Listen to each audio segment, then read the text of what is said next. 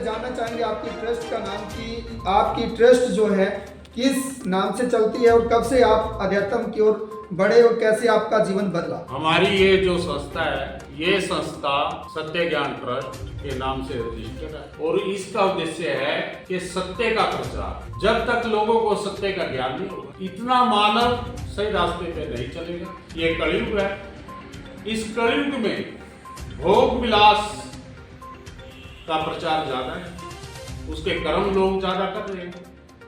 आज का दौर तो बुराई को ही लोग सत्य मानने लगे हैं। आज से 50 साल पहले जिस चीज को समाज में बुरी चीज मानते थे, आज लोग उनको अच्छा मानने लगे हैं। हमारा जो मानव शरीर है, हमारे मानव शरीर के अंदर 9 इंद्रियां हैं। 9 इंद्रियों में सबसे जो 5 इंद्रियां हैं वो कर्म इंद्रियां हैं, जिससे कि हम कर्म करते हैं। और इनमें सबसे ज्यादा जो उत्तम है, जो हमारे पाप पुण्य दिशा में हमारे शरीर को लेके जाती है, वो 5 कर्म इंद्रियां। 5 कर्म इंद्रियों में एक लिंग, एक मुख, ये हमारे जो पंचभूत का जो ये शरीर है, इनमें जो आनंद और कर्म तब्दील होते हैं, तो ये लिंग और जीवा से, इन्हीं से मानव बुरे कर्म की तरफ चलते हैं। पहला कदम अगर भगवान को प्राप्त करना है, यानी आपने सत्य कर्म करना है, अगर ये महसूस करे कि मानव जीवन का उद्देश्य क्या है, तो इन दोनों इंद्रियों को पवित्र करना पड़ेगा। अब 4 इंद्रियां हमारी ज्ञान इंद्रिया है, जिससे 2 कान और 2 आंख, इनसे मानव को ज्ञान प्राप्त होता है। और सबसे उत्तम है जो हमारे शरीर का गुरु है, वो है बुद्धि, यानी कि 5 कर्म इंद्रिय और 5 ज्ञान इंद्रिय। और 11वां होता है हमारे शरीर के अंदर मन। मन को ब्रह्मा का रूप कहा गया है। जो हमारे मानव जीवन है, इस मानव जीवन को सही दिशा देना हमारा मन करता है। हमारे मन में इतने अच्छे विचार आते हैं और इतने बुरे विचार आते हैं, और उन बुरे विचारों को रोक कर की क्षमता जो है वो हमारी बुद्धि में है।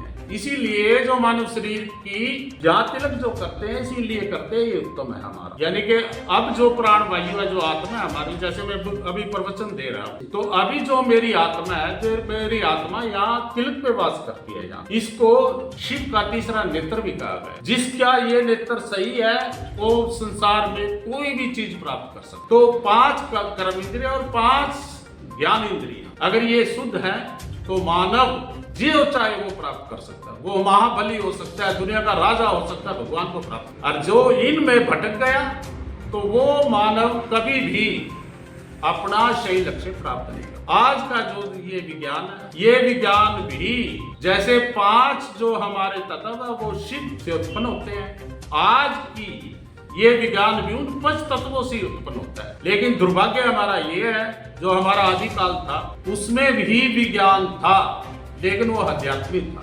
संसार की भलाई के लिए वो विज्ञान था। आज का जो विज्ञान है, हम कितनी भी तरक्की कर ले, सारा भौतिक है, सारा हमारे को भोग विलास के लिए हमारे काम आता है। उसमें आत्मा सो परमात्मा, इसका कोई लेना देना नहीं। फिर दूसरी हमारे जो सनातन में जो सनातन क्या है, सनातन कोई धर्म नहीं है, सनातन कोई मत नहीं है, सनातन तो एक सत्य है, और सत्य है परमात्मा का नाम। यानी परमात्मा के बनाए हुए नियम ही को ही सनातन कहते हैं। जो जिन मानव जीवों ने इनको अपनाया, उन्होंने मोक्ष प्राप्त किया। तो गुरु जी, जैसे बात की जाए कि आपने सत्य की बात की है, 5 तत्वों की बात की है, हम इन्हीं पे थोड़ा सा चर्चा कर लेते हैं। इंसान परमात्मा को ढूंढने के लिए मंदिर जाता है, मस्जिद जाता है, गुरुद्वारा जाता है, अलग अलग धर्म स्थानों पर जाता है, तो परमात्मा कहाँ है, कहाँ छिपा है? परमात्मा जो हमारे मंदिर, मस्जिद, गुरुद्वारे, यानी कि कोई गिरजाघर कोई भी है, ये मानव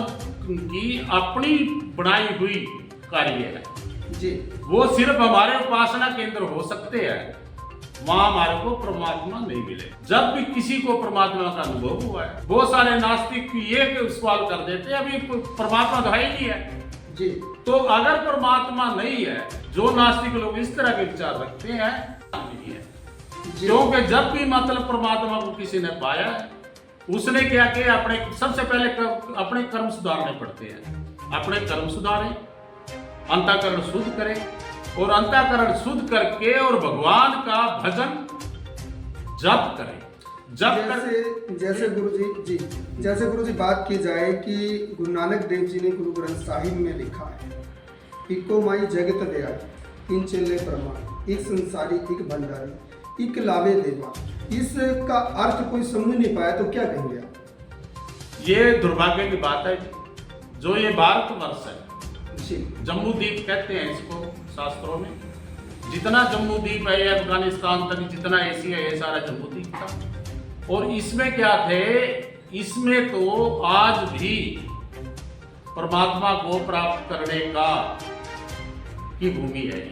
आप दुनिया में कहीं चले जाओ, अमेरिका, यूएसए, कनाडा, जहां चले जाओ, आपको शांति नहीं मिलेगी। और परमात्मा को प्राप्त करने के लिए आदमी को, मतलब मानव जीव को अंतर्मुखी होना पड़ेगा।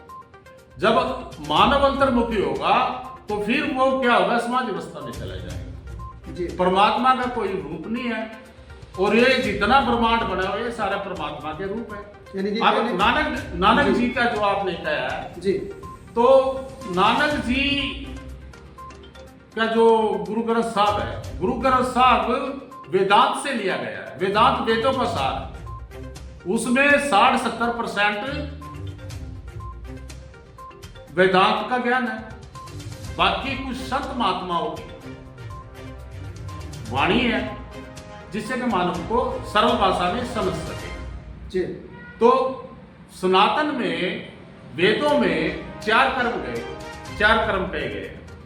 पहला सत्य कर्म, सात्विक कह लो उसको। अगर मानव जो सात्विक कर्म करेगा वो मोक्ष के रास्ते पे चलेगा। दूसरा है राजसी, राजपाट, सुख भोग। और तीसरा है तामसी। तो उसी के हिसाब से मानव कर्म करता है। तमोगुण, सतोगुण, तमोगुण, ये 3 गुण ही बार बार शास्त्रों में मानव के ज्ञान के लिए खूब, मतलब इसका प्रचार किया गया। तो जैसे बात की जाए सर, जैसे आपने अभी कहा कि इस प्रकार से मोक्ष की प्राप्ति की जा सकती है, अपने आप को जगाना पड़ता है, अपनी इंद्रियों को शांत करना पड़ता है, तब परमात्मा या मोक्ष की प्राप्ति होती है। तो मेरा सवाल ये उठता है कि जैसे भगवान शब्द आया, ग्रंथों ने लिखा, गुरुओं ने बताया, संत महात्माओं ने बताया, इसका अर्थ क्या है सर? भगवान जो शब्द बनता है वो पंच तत्व भूतों से बनता है। जी जी। तो जब पंचभूतों के एक अक्षर को आप जोड़ोगे तो उसको भगवान कहा गया है। यानी कि फिर भी इसका संधि विच्छेद करके तो क्या अर्थ बनेगा सर? भूमि जी, ये हमारे सामने है। हाँ जी। वहां से वायु भी हम सांस लेते हैं। सांस लेते हो। पंचभूतों का नाम ही भगवान है। तो जब वो हमारे अंदर है तो हम बाहर क्या खोज रहे हैं? बाहर जब मानव जन्म लेता है वो बाहरी मुखी होता है जी। और जितने भी हमारे ये जीव है, 84 लाख योनियां है जी, सभी ही 9 इंद्रियों के साथ होती है, जिससे कि वो अपना जीवन व्यापन करते हैं जी। इंसान के अंदर ही एक पहला ऐसा मतलब हुआ है जिसको के मान ले परमात्मा को प्राप्त करने का, और वो दी है परमात्मा ने बुद्धि। ये जो 10वीं इंद्री है, इंद्री लगा लो, इसको भगवान का मतलब नेत्र लगा लो, जो मर्जी कह लो जी। तो ये तो कहने का भाव, जैसे अभी आपने कहा कि परमात्मा का कोई रूप नहीं है, निराकार है। और जितने भी ये रूप है ब्रह्मांड के अंदर, ये सभी परमात्मा के रूप भी है। निराकार भी है, साकार भी है, दोनों रूप है। जी जी जी जी, बिल्कुल। इसी तरह जैसे बात की जाए कि आपने सत्य की बात कही है, शिव शंकर भोलेनाथ जी के मंदिर में जब भी हम जाते हैं, एक मंत्र जाप होता है, ओम नमः शिवाय। इसका अर्थ खोल के अभी तक किसी ने नहीं बताया, और जनता इसको पढ़ती जरूर है और जाप जरूर करती है, लेकिन इसके अंदर की जो भावना है वो अभी तक किसी को जानकारी नहीं है। आप इसको किस रूप में दिखाना चाहिए? और जो भगवान ने कहा है, वेद और शास्त्रों में जो ज्ञान दिया, भगवान की वाणी कही गई है जी। तो भगवान कहते हैं ओम पार ब्रह्म का स्वरूप है। अगर जिसने इस पे विश्वास नहीं है, वो सुबह 4 बजे उठ के अपना शुद्ध होके ओम का अगर उच्चारण करे लंबे ध्वनि में, यानी कि पहले तो हम मुख से ओम का उच्चारण करें और फिर कंठ से, जी जब कंठ के बाद हृदय से ओम का उच्चारण होना शुरू हो जाएगा, उसके अंदर से तेज प्रकट हो जाएगा। जी। और ओम परम का रूप है। शिवाय का मतलब है कि समाया हुआ। ओम के बाद नमः आता है। नमः का मतलब होता है नमस्कार। नमस्कार भाई जी उस परमात्मा के अंश को मैं नमस्कार करता हूँ। जी। कौन करता है? मानव देह, यानी कि मानव देह, यानी कि ये हमारा मन जी। अब बात वो यही आ गई आपके ओम नमः शिवाय का मैं पूरा मतलब वर्णन कर देता हूँ। ओम का मतलब पारब्रह्म है, शिवाय का मतलब है समाया हुआ। भगवान के जो नाम है ऐसे नहीं रखे गए हैं, उनका सबका एक प्रैक्टिकल मतलब उसका मतलब है, मतलब संसार में हरि का जब नाम रखा गया, भगवान का कोई नाम नहीं लिया, हरि का नाम रखा गया जी। हरि का मतलब है कि सारे ब्रह्मांड को हरने वाला वो भगवान हरि है जी। गुरु जी, एक सवाल और है हमारा अध्यात्म को लेकर। जैसे हमें हर एक शब्द को लेके उच्चारण कर रहे हैं, मैं जानना चाहता हूँ कि शब्दों की जो रचना है वो कैसे उत्पन्न हुई, कैसे शब्द आए, ताकि एक नाम से वो पहचाने।